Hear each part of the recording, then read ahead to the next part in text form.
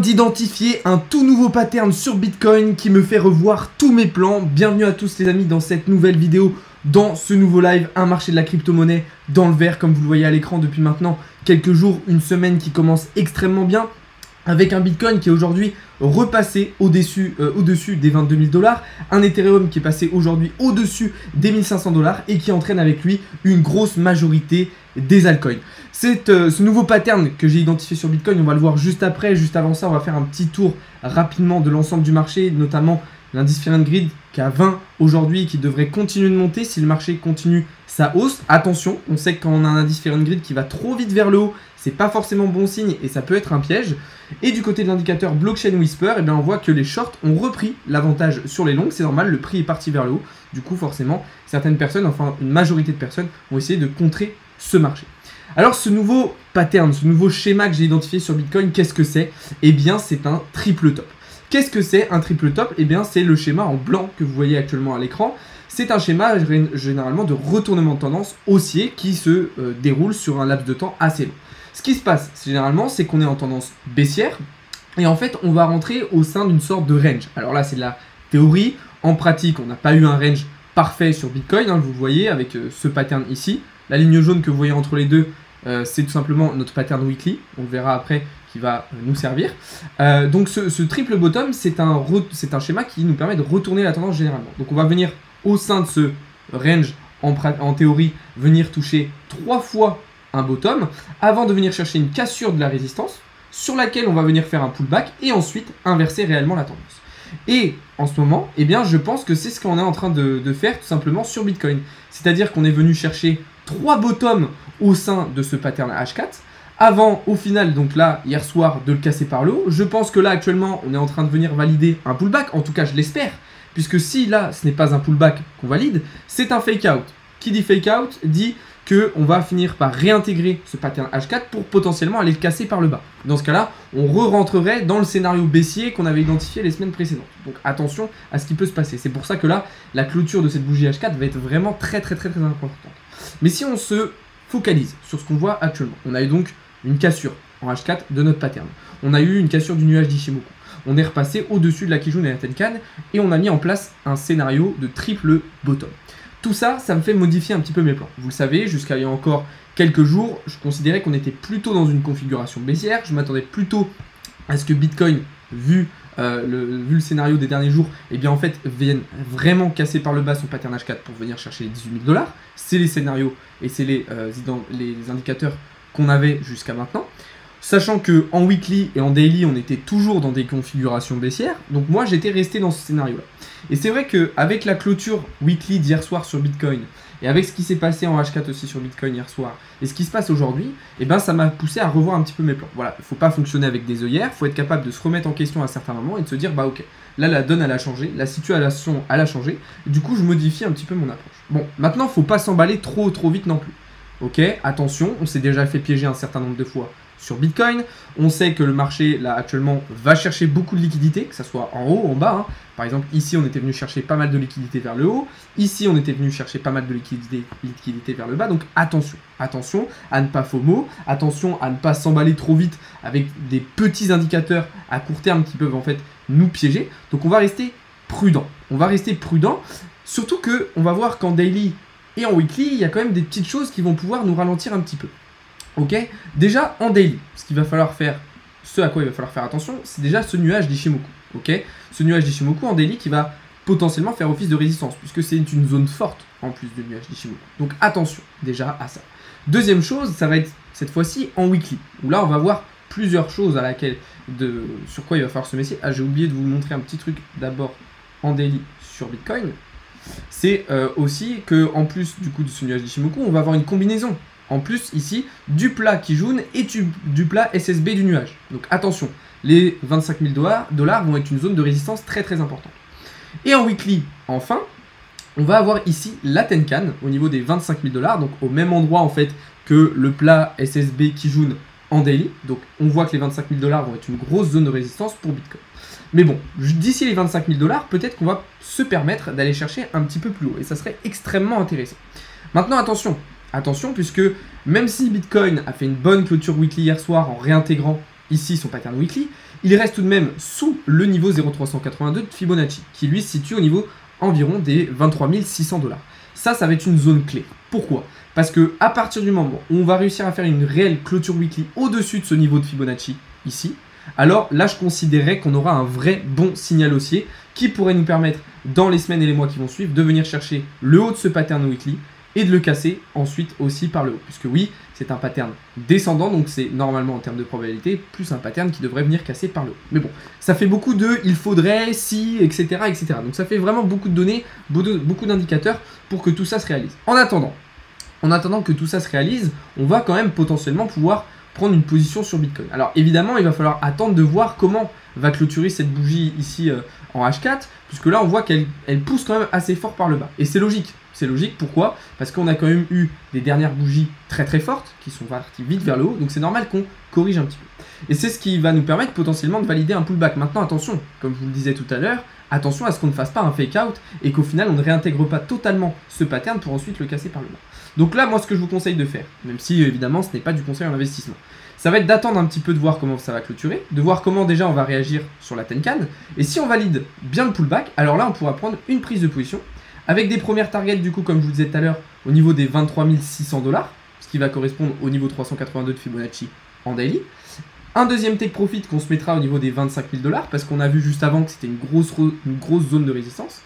Et un troisième take profit qu'on mettra cette fois-ci en direction des 27 000 $. Pourquoi? Parce que ça correspond à la hauteur du pattern reporté à l'endroit de cassure. Donc voilà un petit peu comment on va pouvoir procéder sur Bitcoin. Maintenant, attention, encore une fois, à ne pas s'emballer, attention à ne pas FOMO et à ne pas se précipiter en fait dans une opportunité qui n'en est peut-être pas une. Ensuite, on va pouvoir désormais regarder du côté d'Ethereum, qui lui, vous le savez, c'était le sujet de la vidéo YouTube de hier soir, que je vous invite à aller voir. On le sait, Ethereum est aujourd'hui le leader du marché. Okay, on le voit très clairement sur ce qui s'est passé lors des 7 derniers jours. Ethereum a gagné 26%. Depuis le bottom d'Ethereum, donc qui se situait le 18 juin au niveau des 900 $, on a récupéré quasiment 50%. Okay, Ethereum a quasiment fait une hausse de 50% sur cette période-là. C'est énorme sur un laps de temps aussi court. En l'espace d'un mois, c'est vraiment très intéressant. Et on le voit, 26% pour Ethereum, seulement 4,45% pour Bitcoin. On a clairement un Ethereum qui surperforme Bitcoin sur ce mois-là. Et ce qui est intéressant, c'est qu'Ethereum, comme je vous le disais hier soir dans la vidéo, eh bien, il entraîne une grosse majorité des alts avec lui. On le voit le Matic qui performe extrêmement bien ces derniers jours, le Solana, l'Avax, la VE, le Ape aussi, ou encore le GST. Donc ça, c'est une chose très intéressante. C'est une chose très intéressante puisque si en fait le marché commence à se relancer par les altcoins, par Ethereum, peut-être que au final, ça va permettre aussi à Bitcoin de retrouver un peu de puissance. Bon, en réalité, c'est une théorie un petit peu utopique et on le sait généralement, les bulles, en tout cas les périodes de bull run sont généralement lancées par Bitcoin. Mais bon, soyons optimistes, pour une fois, ça, on peut se le permettre. Bon là, de toute façon, sur Ethereum, tout se passe extrêmement bien. On était rentré en position à la cassure du pattern H4, donc on est déjà venu chercher la première zone de profit au niveau des 1400 $. La suivante se situe au niveau des 1700, ici, 1700 $. Donc il nous reste un bout de chemin, mais on est déjà très très bien dans notre trade. Donc moi personnellement, j'ai d'ores et déjà remonté mon stop loss au prix d'entrée. Et maintenant, on va essayer d'aller chercher le deuxième take profit. Bon, maintenant, pour Ethereum, la situation en weekly est totalement différente. Elle est même beaucoup plus positive et intéressante que sur Bitcoin. Pourquoi? Parce que déjà, première chose, on a déjà largement clôturé en weekly au-dessus du niveau 382 de Fibonacci. Ce que sur Bitcoin, nous n'avons pas réussi à réaliser pour le moment. En plus de ça, Ethereum a largement, lui, déjà réintégré son pattern weekly. Donc sur ça, on peut être déjà très confiant. Et puis comme pour Bitcoin, l'objectif va être de venir chercher le haut du pattern, donc vers les 2000 $ pour Ethereum, et puis d'essayer de le casser par la suite. Maintenant, attention, on le sait, si Bitcoin fait des siennes et se pète la gueule par le bas, vous vous en doutez, Ethereum fera de même et recassera son pattern par le bas. Mais on voit quand même davantage de solidité, davantage de puissance, de force et de confiance en Ethereum.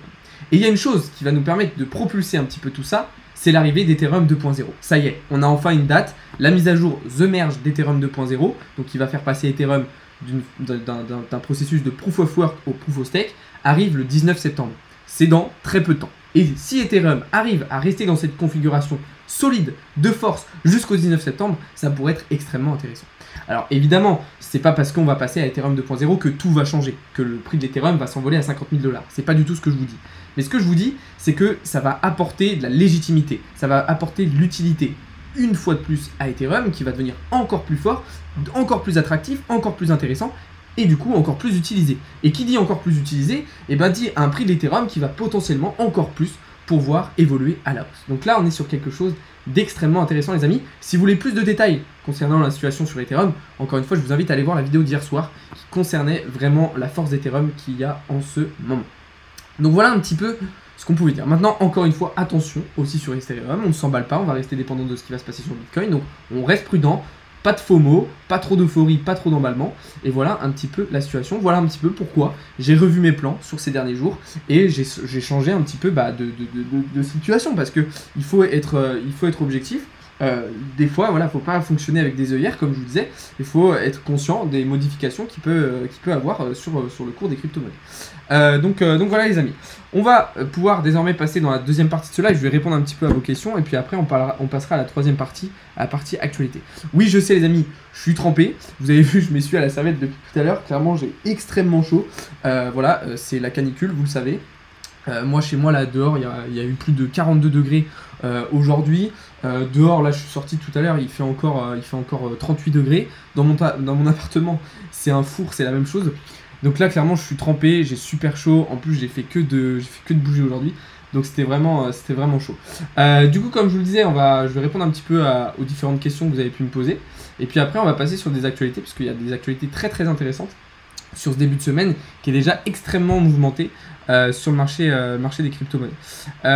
Bon, je vois que vous avez beaucoup discuté entre vous. Est-ce qu'il y a des petites questions? Faut que la bougie à 22h se ferme au-dessus de 21 850. Du coup, oui, tout à fait. Salut frérot, j'ai une question. J'ai 17 ans. Il y a des plateformes où je peux acheter sans vérification. Alors oui, tu vas en avoir. Ça va être des plateformes décentralisées. Mais bon, je te conseille pas. Ok. Si tu veux vraiment investir en crypto, parle-en à tes parents. Demande-leur de te créer un compte Binance avec eux, etc. Je pense que c'est une meilleure idée pour le moment. Donc voilà. En tout cas les amis, je voulais vous dire aussi, je vous le rappelle, en ce moment il y a un gros concours sur Instagram et sur Twitter avec plusieurs centaines de dollars de crypto à gagner, avec des séances de coaching à gagner, avec des accès premium pour le Discord à gagner. Donc je vous invite à aller checker tout ça, à aller sur Instagram et sur Twitter. En plus c'est des réseaux sociaux sur lesquels je vous partage beaucoup d'infos, beaucoup d'analyses, etc. Donc n'hésitez pas à aller vous abonner, voilà, vous allez pouvoir récupérer du contenu, etc. Vous allez pouvoir en plus participer au concours parce que là je vais vous bombarder de concours tout l'été, je vais essayer de vous régaler un maximum. Donc n'hésitez pas à aller participer, à aller checker tout ça. Je vous invite aussi à rejoindre le serveur Discord, vous avez tous les liens dans la bio, dans la description les amis. Donc vraiment allez checker tout ça, il y a plein de trucs super intéressants sur tous les différents réseaux. Vraiment j'essaie de vous partager un max de trucs. Donc vraiment allez-y, vous avez tous les liens dans la bio et dans la description les amis. Du coup voilà un petit peu la situation. On va pouvoir désormais passer aux actualités du jour qui vont être extrêmement intéressantes aussi. Alors je vous ai déjà parlé du fait que Ethereum avait publié la date de passage à Ethereum 2.0 qui va arriver du coup le 19 septembre 2022. Mais il y a plein d'autres actualités très très intéressantes dont on va pouvoir parler aujourd'hui. La première, ça va être l'ouverture d'un café Bitcoin à Medellin. Alors vous allez me dire c'est pas une actualité de fou, un café à Medellin, qu'est-ce qu'on s'en fout. Sauf que pourquoi c'est quelque chose de super intéressant? Parce que tout simplement, ça montre l'adoption, la démocratisation qui est en train de se mettre en place sur les crypto-monnaies. C'est-à-dire qu'on va avoir de plus en plus de petits commerces comme ça qui vont accepter les crypto-monnaies et du coup qui vont permettre une augmentation des volumes de transactions sur les crypto-monnaies et une démocratisation encore plus importante. Alors, j'ai vu beaucoup de personnes sur TikTok notamment me dire « Ouais, mais c'est pas possible, vu le temps de transaction, imaginons qu'on paye en crypto, en fait, on va devoir attendre peut-être 20 minutes avant que la transaction arrive pour récupérer notre verre. » Sauf que non, puisqu'aujourd'hui, grâce aux nouvelles technologies, on va mettre en place ce qu'on appelle la technologie Lighting. Et la technologie Lighting, elle va permettre justement des vitesses de transaction, notamment sur Bitcoin, mais ça pourrait arriver aussi sur d'autres cryptos comme le Litecoin, des vitesses de transaction qui vont être extrêmement rapides. Et ça, c'est super intéressant. Donc moi, je trouve que c'est une très très bonne nouvelle, en espérant que ça se démocratise dans d'autres pays, dans d'autres secteurs et dans d'autres entreprises, mais c'est une très très bonne nouvelle.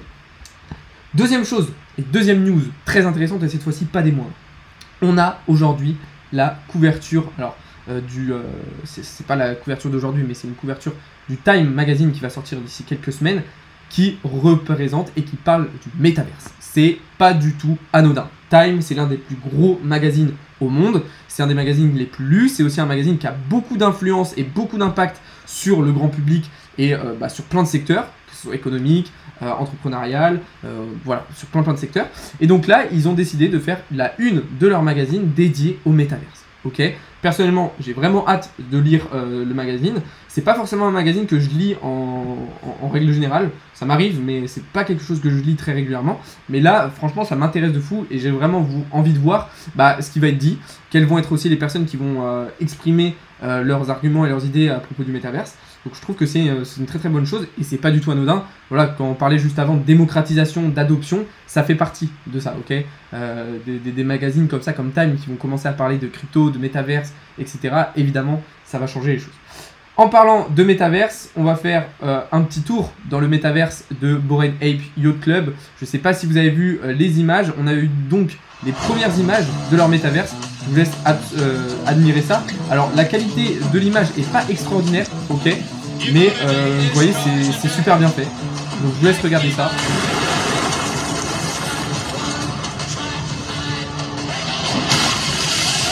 Vous voyez la qualité est... Ça fait même bugger mon ordi carrément. Donc voilà, la qualité était vraiment pas exceptionnelle les amis. Mais en tout cas ce qu'on sait de ça, c'est que déjà le métaverse fonctionne extrêmement bien. Il est très fluide, il est très rapide. On le voit hein, sur les images, ça va très vite. Ce qu'il faut dire aussi, c'est que voilà, il y a donc une première étape où on a eu 4500 joueurs qui ont pu explorer l'univers. Les graphismes sont super bien réalisés. Donc voilà, c'est déjà une première étape de ce que va être le métaverse, en tout cas un des métaverses. Ça laisse présager de très bonnes choses, hein, vu la qualité déjà voilà, de la fluidité, la qualité visuelle, la qualité des échanges, etc. au sein du métaverse, elle est super intéressante. Donc franchement, c'est une dinguerie. Clairement, moi j'ai vraiment hâte de voir ce que ça va donner dans les prochaines années sur d'autres métaverses, etc. Donc voilà, les amis, on arrive désormais au terme de ce live, au terme de cette vidéo. J'espère qu'elle vous aura plu. Encore une fois, je vous invite à rejoindre le serveur Discord, vous avez le lien en bio et en description. Je vous invite à aller participer au concours sur Instagram et sur Twitter.